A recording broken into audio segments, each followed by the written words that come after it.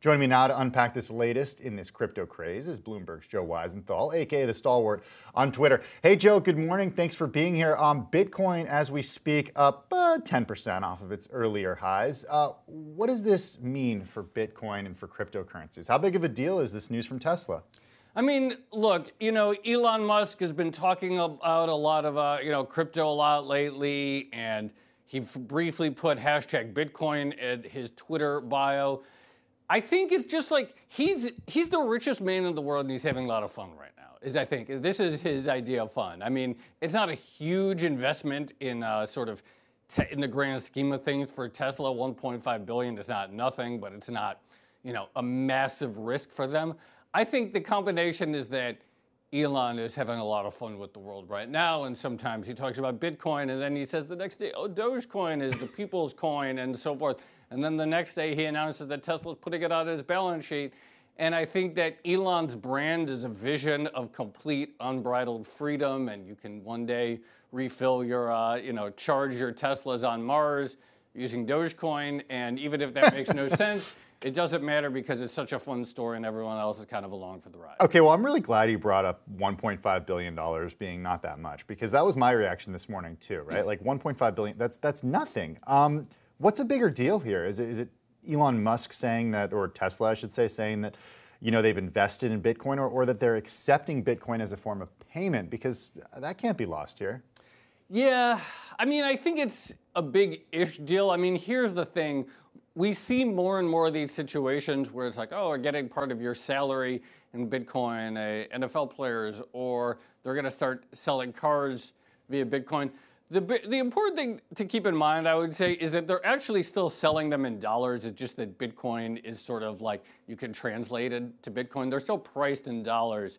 What they're not doing is setting a steady Bitcoin price. So for example, let's say Tesla were to come out and say, you can buy a Tesla Model S for 1 Bitcoin, and regardless of the price of Bitcoin, that's how much it's going to cost. That would be kind of new, because then you'd have transactions truly denominated in Bitcoin as the sort of unit of, the margin of exchange. It's not really that yet, so it's kind of cool that, okay, maybe more and more entities are making it such that you can have a conversion. But that would be the big thing. When people start accepting part of their salaries denominated in Bitcoin, so it's like, okay, you get paid 1/3 of a Bitcoin every month, regardless of what Bitcoin is, or 1/10 of a Bitcoin, that would kind of be taking it to a new level, but we haven't seen that yet. Okay, so you mentioned Dogecoin when we started talking about this. I got to tell you, we were originally going to talk to you just about Dogecoin before this Tesla news earlier today, because Dogecoin hitting a new all-time high of 8 cents. What is Dogecoin? I mean, it's basically like a clone of Bitcoin, but it's a joke. And it's literally a joke. And the guy who started it as a joke. It's like, what if we had a cryptocurrency and we named it after the Doge meme? And I think when you look at the rising price of the coin and you see all these celebrities saying, oh, go out and buy the Doge and so forth, it's like everyone is buying it to be in on the joke. It's almost like the first time a literal meme or a literal internet joke can be monetized and measured in some way. And buying the coin essentially is your way of participating on the joke. And if you see more people getting in on the joke, it's like any other joke, but except this time there's a price tag associated with it. And it's kind of novel in that respect, but it has some lessons for currency overall, and even Bitcoin, in the sense that people are just, it has value because people believe in it, and they decide it has value, and they decide that they'll accept it for something. And Dogecoin kind of makes it very explicit that all of cryptocurrency is sort of like, it's a thing because it's a thing, and we decided it as such, and there's no real core underlying it. But and advocates of cryptocurrencies would say that makes it better than state-backed currency, right? Right. I mean, that is an argument, which is that all currency is just sort of based on sort of some shared belief, some sort of shared acceptance. They would say that it's like, well, the issuance schedule is very predictable with Bitcoin and other cryptocurrencies, and that has appeal at a time in which currency issuance official currency issuance is less predictable. But yeah, I mean, ultimately, that's the other reason any of these things have value. How do you start a currency, Joe? How can you just come out and say, I want to start Dogecoin? You know, you like copy and paste, you go to the Dogecoin code, and you just copy and paste it, and then change maybe a few words or a few parameters, and uploaded that, and then you start having a computer mine it.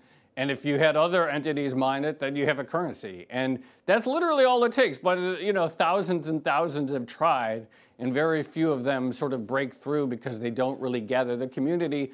But we're used to this. Look, it's like social networks, right? You could theoretically say, oh, I could replicate Twitter, and instead of having it 280 characters, we're going to allow 560 characters, and you can upload 8 images instead of 4.